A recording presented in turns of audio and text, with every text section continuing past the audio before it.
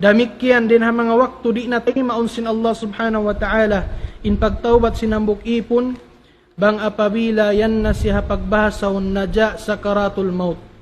Amin sung na siya mapatay, sung na mugtuin na pasin siya, bang apabila yan pa siya nagtawbat pa Allah subhanahu wa ta'ala, di na tayo maun kanya sin Allah subhanahu wa ta'ala.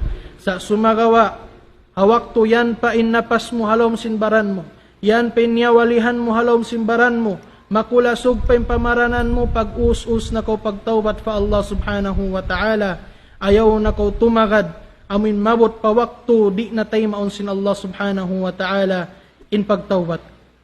Hatihon sin kita niyo in Fir'aun, alayhi minallahi ma yastahiq.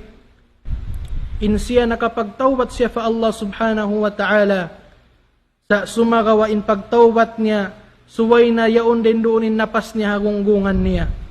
Ang panasabot sin Rasul sallallahu alayhi wasallam, sabunal to rin Allah subhanahu wa ta'ala, tay maun ni in pagtawbat sinambuk ipon, malam yughargir.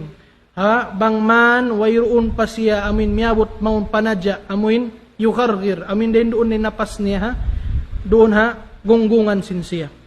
Na in Fir'aun alayhi minallahi ma yastahiq, in kiaunan niya nagtawbat pa Allah subhanahu wa ta'ala, in napas niya rin doon na gunggungan sin siya.